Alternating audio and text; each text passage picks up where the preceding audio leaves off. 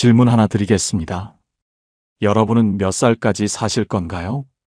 90세? 100세? 그럼 또 질문 드립니다. 그 나이까지 행복하게 살 자신 있으신가요? 국민연금공단이 은퇴자 5,000명을 조사했습니다. 충격적인 결과가 나왔습니다. 은퇴 후 1년 이내 10명 중 7명이 후회한다고 합니다. 돈은 있는데 불행합니다. 시간은 많은데 무료합니다. 건강은 괜찮은데 우울합니다. 왜 그럴까요? 아무도 준비 안 했기 때문입니다. 저는 올해 66세, 대기업에서 32년을 일하다 63세에 정년퇴직했습니다. 하지만 저는 달랐습니다. 58세부터 은퇴를 준비했습니다. 5년간 말이죠. 도서관에 다니며 노년학 책 72권을 읽었습니다. 서울대 노화고령사회연구소 강연을 들었습니다. 대한노인의학회 세미나에 참석했습니다. 그리고 무엇보다 80대, 90대 어르신들을 만나 인터뷰했습니다. 행복한 분과 불행한 분, 그 차이가 무엇인지 관찰했습니다. 5년의 연구 끝에 발견했습니다. 행복한 노년의 비밀, 더하기가 아니라 빼기였습니다. 줄이는 것이었습니다. 오늘 말씀드릴 5가지. 이것만 줄여도 노년이 달라집니다. 그리고 마지막에 가장 근본적인 한 가지를 더 말씀드리겠습니다. 이것만 깨달아도 앞에 5가지가 저절로 해결됩니다. 제 개인 의견이 아닙니다. 하버드, MIT, 스탠퍼드, 세계 최고 대학들의 연구 결과입니다. 저는 그걸 실천한 것뿐입니다. 효과가 있었습니다. 분명하고 확실하게 있었습니다. 시작 전 구독과 좋아요는 무료입니다. 바로 시작하겠습니다. 끝까지 함께 해주시길 부탁드립니다. 노년이 되면 반드시 줄이고 살아야 할 5가지. 첫 번째, 불필요한 관계. 하버드 대학교 80년 연구를 아십니까? 1938년부터 2018년까지 724명을 평생 추적 조사했습니다. 무엇이 사람을 행복하게 만드는가? 80년 끝에 내린 결론. 행복의 핵심은 관계의 질이라고 합니다. 관계의 양이 아니라 질. 이게 핵심입니다. 옥스퍼드대 인류학자 던바 교수도 말합니다. 인간이 의미 있게 유지할 수 있는 관계는 150명이 한계라고 합니다. 던바의 수라고 부르죠. 그중 진짜 친밀한 관계는 고작 5명에서 15명이라고 합니다. 저는 이 연구들을 접하고 충격받았습니다. 당시 제 휴대폰 연락처 482명이 저장되어 있었습니다. 회사 동료, 골프 모임, 대학 동창, 군대 전후, 사업상 알게 된 사람들까지 482명. 저는 제게 물었습니다. 이 중 진짜 친구는 몇 명인가? 한 명 한 명 눌러봤습니다. 이 사람 누구더라? 얼굴이 떠오르지 않는 사람이 150명. 1년 넘게 연락 안 한 사람이 300명. 실제로 전화할 수 있는 사람 10손가락으로 꼽을 정도였습니다. 던바 교수 말이 맞았습니다. 저는 482명의 지인이 있다고 착각했지만 실제로는 15명도 안 되는 거였습니다. 같은 회사 동기였던 김성훈 부장. 그는 정말 사람 좋기로 유명했습니다. 경조사에 빠지는 법이 없었고 골프 모임 총무를 10년간 맡았습니다. 은퇴 후에도 바빴습니다. 이 모임 저 모임 쫓아다녔죠. 그러다 2년 전 폐암 3기 진단을 받았습니다. 수술하고 항암 치료 6개월. 그는 482명에게 문자를 보냈습니다. 제가 많이 아픕니다. 시간 되시면 한번 찾아와 주세요. 6개월 동안 그를 찾아온 사람은 몇 명이었을까요? 3명이었습니다. 저를 포함해서요. 김 부장은 병실에서 제게 말했습니다. 나는 뭐였을까? 30년 넘게 사람들 챙기며 산 게 이거였나? 나는 누구의 진짜 친구도 아니었구나. 그 말이 제 가슴을 찔렀습니다. 아내의 친구 이야기도 해드리겠습니다. 같은 아파트에 사시는 67세 박영숙 여사님. 평생 봉사활동을 하신 분입니다. 부녀회장, 자원봉사 동아리 회장. 주말마다 복지관에 가셨습니다. 사람들이 박 여사님 하면 엄지를 치켜 세웠습니다. 그런데 3년 전 남편분이 갑자기 돌아가셨습니다. 박 여사님은 무너졌습니다. 너무 외로웠답니다. 그때 깨달았다고 합니다. 30년간 봉사하며 만난 수백 명. 정작 남편 잃고 힘들 때 위로해준 사람은 단 2명이었다고. 나머지는 그저 아는 사람이었을 뿐. 진짜 친구가 아니었다고요. 캘리포니아 대학 심리학과 연구가 있습니다. 고독과 외로움의 차이를 분석했죠. 외로움은 사람이 그리운 겁니다. 하지만 고독은 나와 만나는 시간입니다. 행복한 노인들의 공통점은 고독을 두려워하지 않는다는 겁니다. 오히려 혼자만의 시간을 즐긴다고 합니다. 저는 결심했습니다. 연락처 정리를 시작했습니다. 1년간 연락 없었던 사람 200명 삭제. 만나면 피곤한 사람 정리. 돈 이야기만 하는 사람. 자랑만 하는 사람. 만날 때마다 에너지를 빼앗는 사람. 100명 정리. 진짜 친구 15명 선별. 힘들 때 전화할 수 있는 사람. 내 이야기를 들어주는 사람. 함께 있으면 편안한 사람. 이제 저는 그 15명에게 집중합니다. 한 달에 한 번씩 돌아가며 만나 진짜 깊은 대화를 나눕니다. 예전엔 100명을 얕게 만났다면 지금은 15명을 깊게 만나는 겁니다. 결과는 어땠을까요? MIT 행복학 연구가 정확했습니다. 사회적 관계망 크기와 행복도는 반비례한다는 연구 말이죠.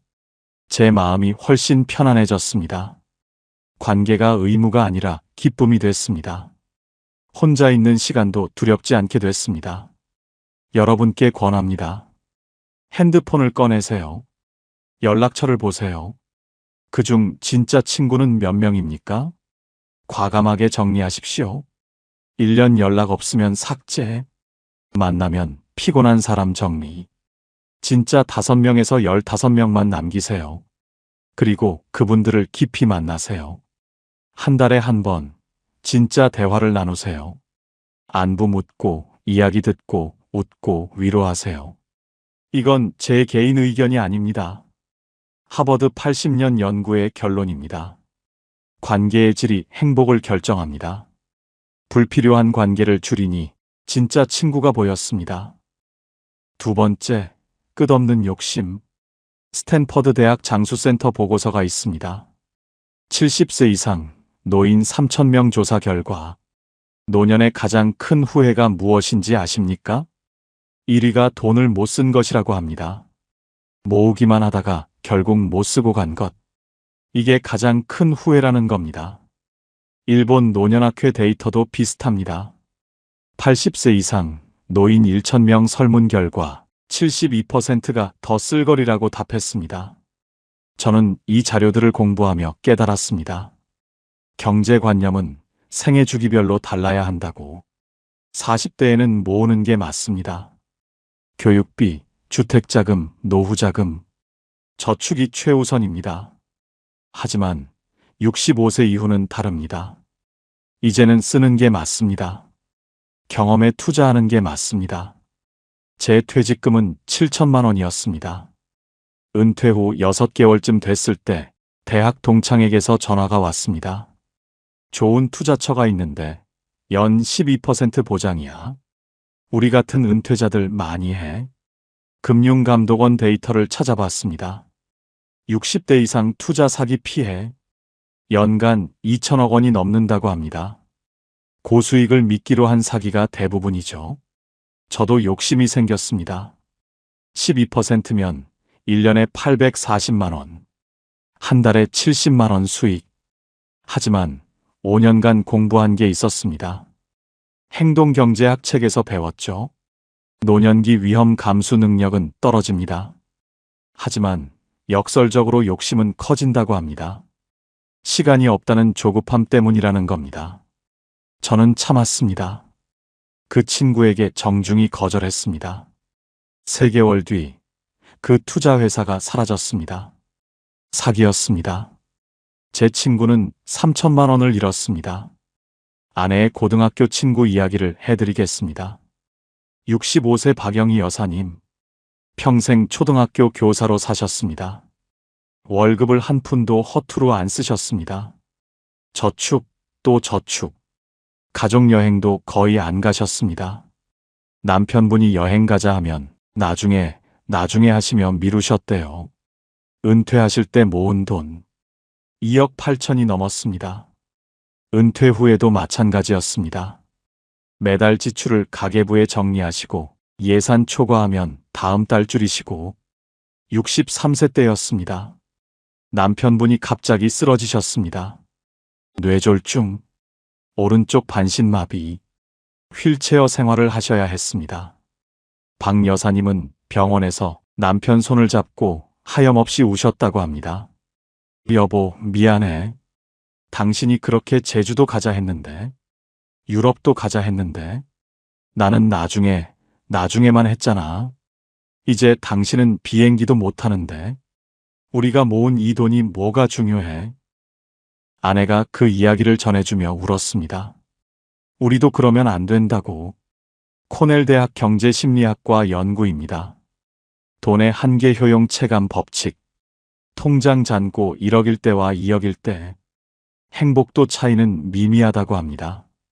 하지만 경험에 쓴 돈은 다릅니다. 여행, 취미, 배움, 인간관계. 이런 경험은 시간이 지날수록 추억이 되고 자산이 된다고 합니다. 저는 생각을 바꿨습니다. 돈은 도구다. 목적이 아니다. 행복해지려고 모으는 건데 행복하지 않으면 무슨 의미가 있나? 저축과 소비의 비율을 바꿨습니다. 40대 때는 저축 7, 소비 3이었습니다. 이제는 저축 3, 소비 7입니다. 3개월에 한 번 아내와 여행을 갑니다. 강릉, 경주, 전주, 부산. 비싸지 않아도 괜찮습니다. 1박 2일이면 충분합니다. 손주들 만날 때 용돈을 2배로 줍니다. 손주들 표정이 확 달라졌습니다. 백화점에서 아내가 원하는 옷을 삽니다. 당신 입고 싶은 거 입어. 그렇게 3년을 살았습니다. 통장 잔고는 좀 줄었습니다. 하지만 행복은 몇 배가 늘었습니다. 구체적으로 권합니다. 첫째, 투자 사기 조심하십시오. 연 10% 이상 수익률 광고. 무조건 의심하세요. 자녀와 상해 후 결정하세요. 둘째, 하고 싶은 거 미루지 마세요. 가고 싶은 여행 지금 가세요. 먹고 싶은 음식 지금 드세요. 나중은 없습니다. 셋째, 경험에 투자하세요. 물건보다 경험이 행복을 줍니다. 취미 수업 들으세요. 친구들과 시간 보내세요. 이건 제 개인 의견이 아닙니다. 스탠퍼드, 코넬, 하버드 연구 결과입니다.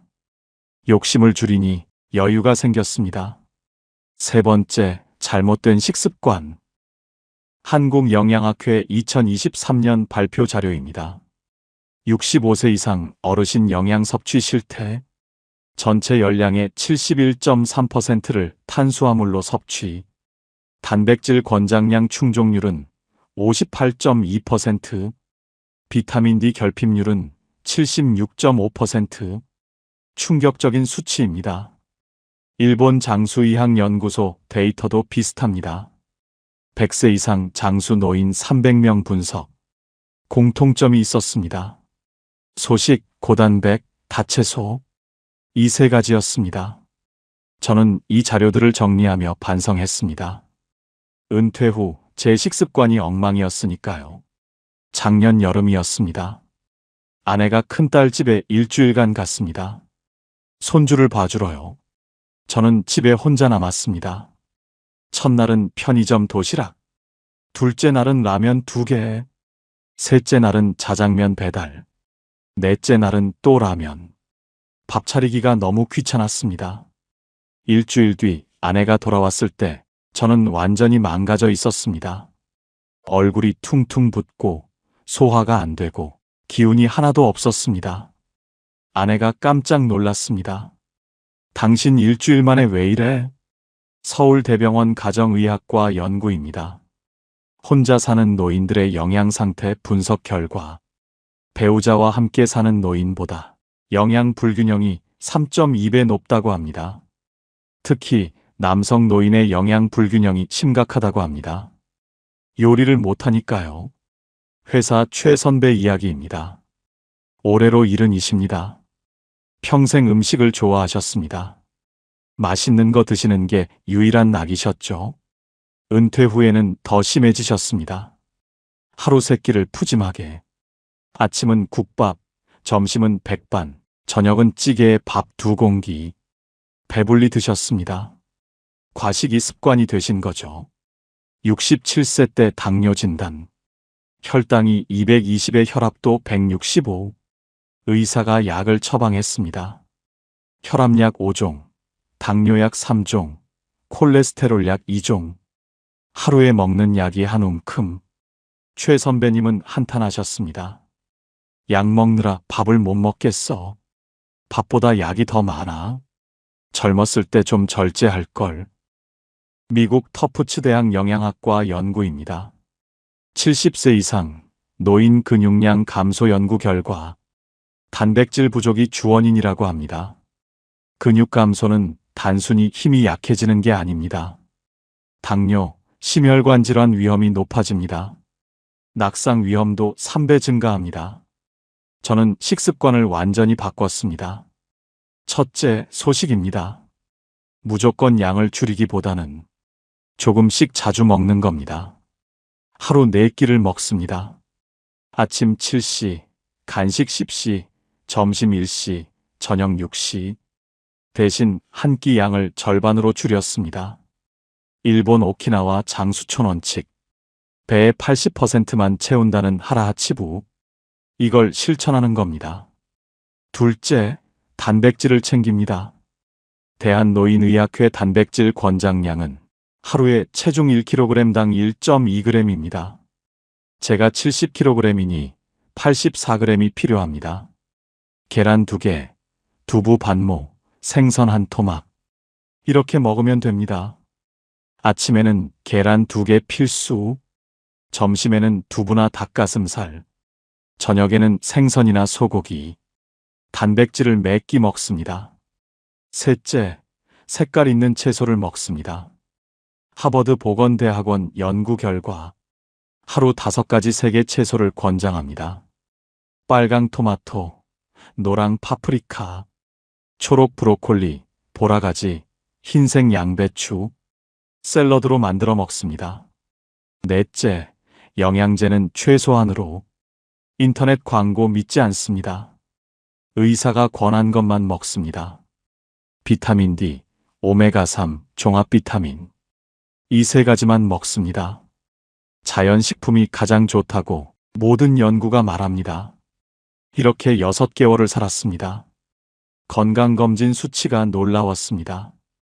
혈압이 140에서 125로, 혈당이 115에서 95로, 콜레스테롤이 240에서 190으로. 의사 선생님이 물으셨습니다. 혹시 다른 약을 드시나요? 아니요. 식습관을 바꿨습니다. 선생님이 고개를 끄덕이셨습니다. 그게 정답입니다. 약보다 식습관이 더 중요합니다. 구체적으로 권합니다. 오늘부터 실천하십시오. 첫째, 혼자여도 제대로 차려 드세요. 편의점 도시락 그만하세요. 간단해도 좋습니다. 밥, 계란, 김치, 나물. 이것만으로도 충분합니다. 둘째, 단백질 체크하세요. 매 끼마다 손바닥만 한 단백질. 계란, 두부, 생선, 고기 중 하나는 꼭 드세요. 셋째, 과식하지 마세요. 배부를 때 멈추지 마세요. 배의 80%에서 멈추세요. 이건 제 개인 의견이 아닙니다. 한국영양학회 하버드 터프츠대 연구 결과입니다. 잘못된 식습관을 줄이니 몸이 가벼워졌습니다. 여기까지 노년에 반드시 줄여야 할 3가지를 말씀드렸습니다. 불필요한 관계, 끝없는 욕심, 잘못된 식습관. 혹시 피곤하시면 잠시 멈추셔도 됩니다. 물 한 모금 드시고 자세 바꾸시고 나중에 이어 들으셔도 괜찮습니다. 하지만 가능하면 남은 두 가지도 들어주시길 부탁드립니다. 더 중요한 이야기가 남았습니다. 제가 5년간 공부한 결론 중 가장 핵심입니다. 준비되셨으면 계속하겠습니다. 네 번째, 많아진 말. 서울대 심리학과 노화연구팀 발표입니다. 나이가 들면 뇌의 필터 기능이 변화합니다. 젊었을 때는 하고 싶은 말을 참았다면 이제는 솔직해지는 거죠. 이건 자연스러운 변화입니다. 뇌과학적으로 설명되는 현상입니다. 하지만 가족들은 아직 적응 못했을 수 있습니다. 그래서 조절이 필요합니다. 미국 가족치료학회 연구가 있습니다. 노년기 가족 갈등 원인 분석. 1위가 무엇인지 아십니까? 과도한 잔소리와 간섭. 전체 갈등의 62.7%라고 합니다. 저도 그랬습니다. 손주가 제 전화를 안 받더군요. 작년 가을이었습니다. 손주가 고3이었습니다. 입시 스트레스가 심했죠. 저는 걱정돼서 매일 전화했습니다. 공부는 잘하고 있니? 게임은 그만하고 책 좀 봐라. 할아버지 때는 말이야. 새벽까지 공부해서 서울대 갔단다. 요즘 애들은 너무 놀아. 제 나름대로는 격려였습니다. 사랑의 표현이었습니다. 하지만 어느 날부터 전화를 안 받더군요. 문자로만 답장이 왔습니다. 할아버지, 바빠요. 나중에 전화할게요. 며칠이 지나도 전화가 없었습니다. 며느리에게 물어봤습니다. 얘가 요즘 왜 이러니? 며느리가 난처한 표정으로 말했습니다. 아버님, 솔직히 말씀드려도 될까요? 애가 아버님 전화가 부담스럽대요. 매번 공부 이야기, 잔소리만 하신다고. 그 순간 머리를 망치로 맞은 것 같았습니다. UCLA 심리학과 연구입니다.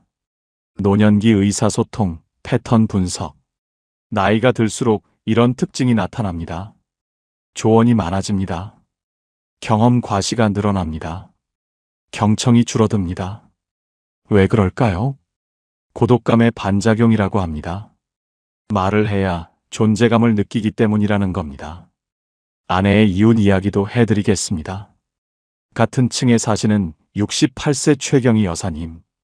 평생 교육자로 사셨습니다. 말씀을 정말 잘하십니다. 하지만 문제가 있었습니다.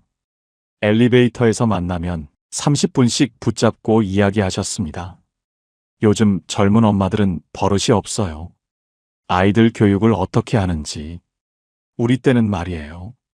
이런 식으로요. 처음엔 다들 공손히 들었습니다. 하지만 반복되니 피곤해졌습니다. 이제는 엘리베이터에서 최 여사님 보면 계단으로 가는 사람도 있다고 합니다. 본인만 모르십니다. 왜 사람들이 피하는지. 컬럼비아대 노년심리학과 연구입니다. 경청의 효과를 측정했습니다. 경청을 잘하는 노인과 말이 많은 노인을 비교했습니다. 결과가 놀라웠습니다. 경청을 잘하는 노인이 가족 만족도 3.2배 높았습니다. 사회적 고립도는 절반이었습니다. 우울증 발생률도 낮았습니다. 저는 입을 닫기로 했습니다. 대신 귀를 열기로 했습니다. 손주에게 전화했습니다. 할아버지가 미안하다. 너한테 스트레스 줬구나. 이제 잔소리 안 할게. 대신 내 이야기 듣고 싶어. 요즘 학교 생활은 어떠니?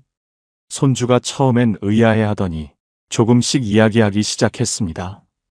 저는 중간에 끊지 않고 들었습니다. 조언하고 싶어도 참았습니다. 그냥 들어주기만 했습니다. 그랬더니 신기한 일이 일어났습니다. 손주가 먼저 전화하기 시작했습니다. 할아버지, 저 오늘 이런 일이 있었어요. 할아버지는 제 말 들어주셔서 좋아요. 구체적으로 실천법을 말씀드립니다. 첫째, 잔소리를 격려로 바꾸십시오. 이것 좀 해라 대신 잘하고 있네. 공부해라 대신 너라면 할 수 있어. 말의 형태만 바꿔도 효과가 있습니다. 둘째, 반복하지 마십시오. 같은 이야기 또 하고 싶을 때 3초 멈추고 생각하세요. 이거 전에 말했나? 핸드폰 메모장에 이야기한 내용 적으세요. 셋째, 푸념을 감사로 바꾸십시오. 요즘 세상 왜 이래 대신 우리 때보다 편해졌네. 긍정 문장으로 바꿔 말하세요. 넷째, 고집을 유연함으로 바꾸십시오. 내가 오라 대신 내 말도 일리가 있네. 일주일에 한 번은 의식적으로 상대 의견에 동의해 보세요.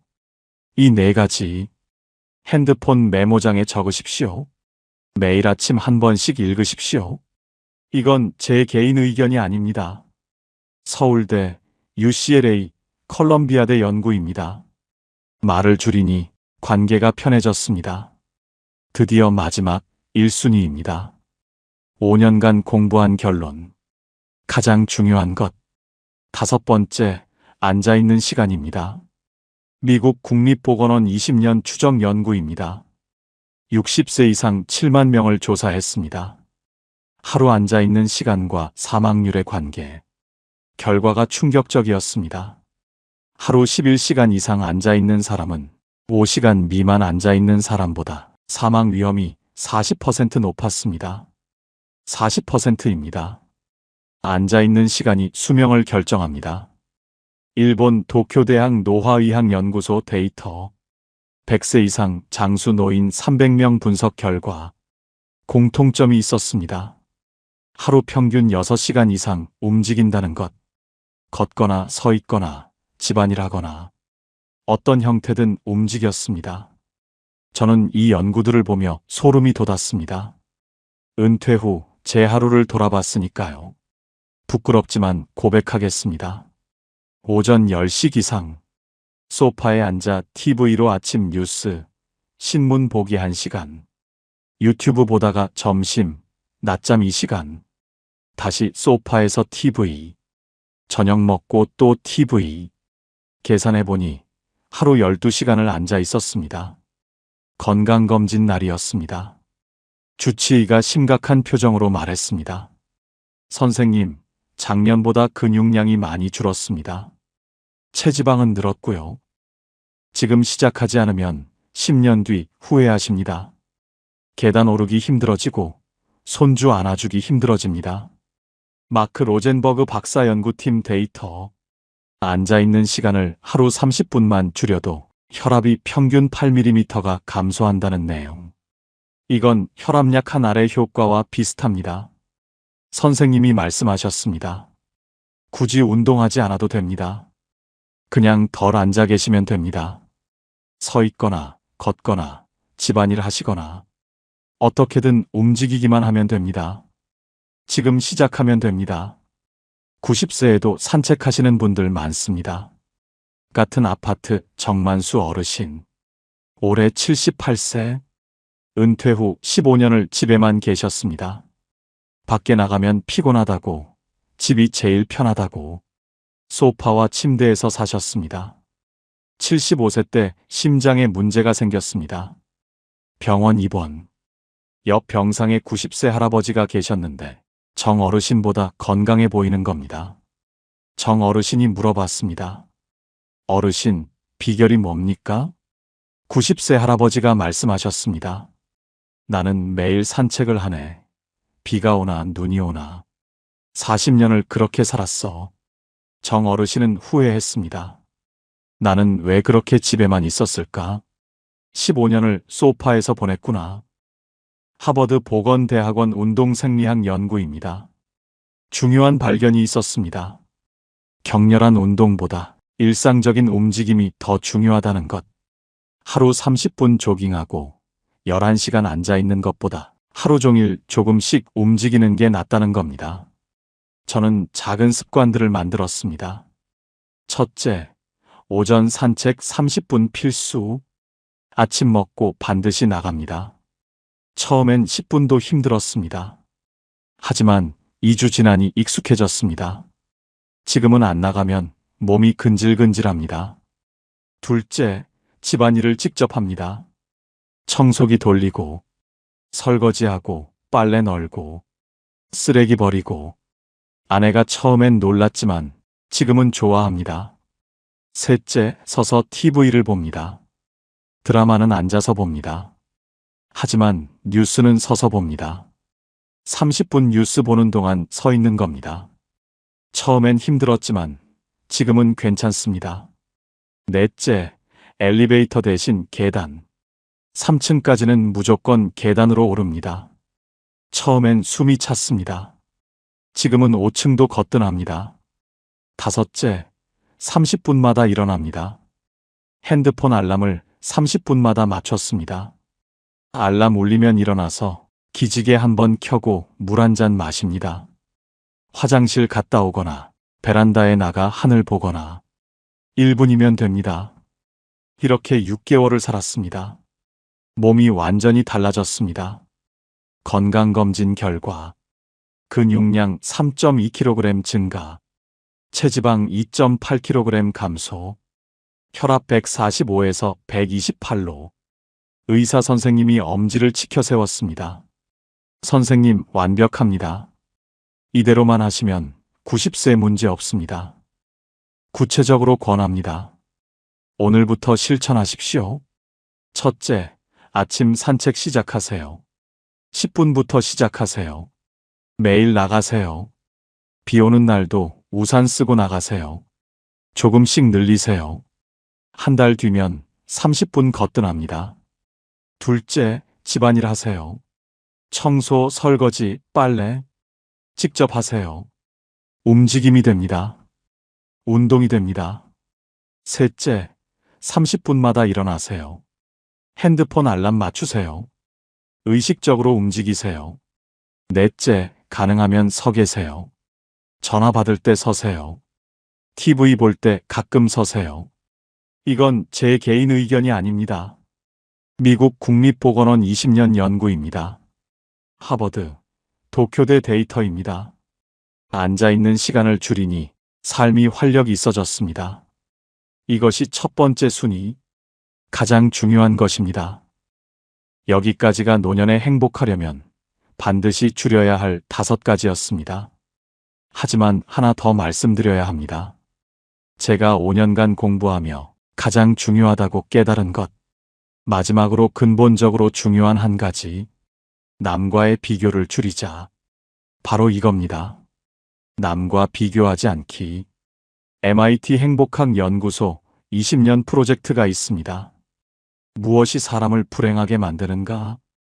1만 명을 추적 조사했습니다. 결론이 명확했습니다. 불행의 가장 큰 원인, 사회적 비교라고 합니다.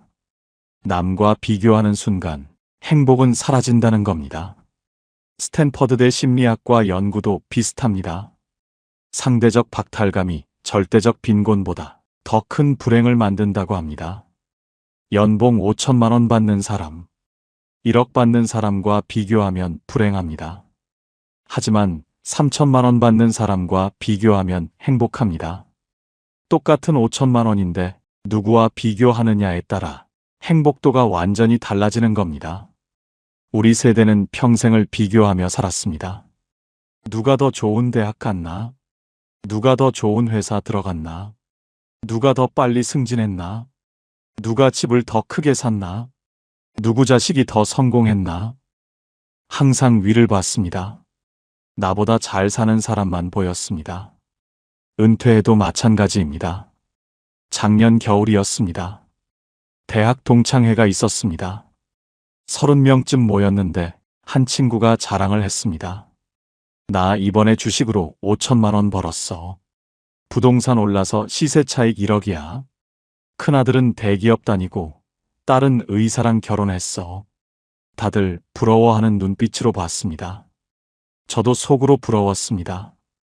집에 돌아와 잠이 안 왔습니다. 나는 뭐지? 주식은 손해봤고 집값은 제자리고 아내에게 푸념했습니다. 남들은 다 잘 사는 것 같은데 우리만 이 모양이야.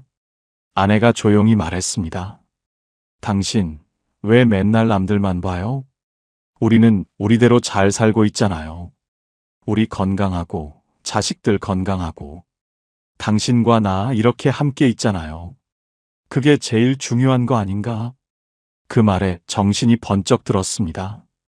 아내도 비슷한 경험이 있었답니다. 고등학교 동창회에 갔을 때였습니다.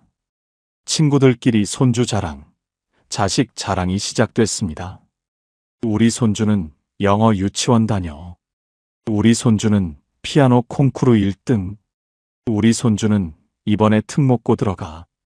아내는 그 자리에서 주눅이 들었답니다. 우리 손주들은 그냥 평범한데 집에 와서 우울했다고 합니다. 그런데 며칠 뒤 손주가 놀러 왔을 때 할머니, 나는 할머니가 세상에서 제일 좋아. 그 말을 듣고 오히려 미안한 마음이 들었습니다. 그리고 깨달았답니다. 남의 손주랑 비교할 게 아니라 내 손주와 함께하는 이 시간, 이 행복이 무엇보다 중요하다는 걸. 옥스퍼드대 행복연구센터 자료입니다. 행복은 절대적 조건이 아니라 상대적 인식의 문제라고 합니다. 같은 상황도 어떻게 보느냐에 따라 행복할 수도 불행할 수도 있다는 겁니다. 그날 밤 저는 노트를 꺼냈습니다. 제목을 이렇게 썼습니다. 내가 가진 것들. 적기 시작했습니다. 건강한 몸, 사랑하는 아내, 효자 아들, 효녀 딸, 예쁜 손주들, 비 안 새는 집, 먹을 만큼의 연금, 취미로 즐기는 등산, 함께 차 마실 친구들, 매일 아침 떠오르는 해, 산책할 수 있는 공원.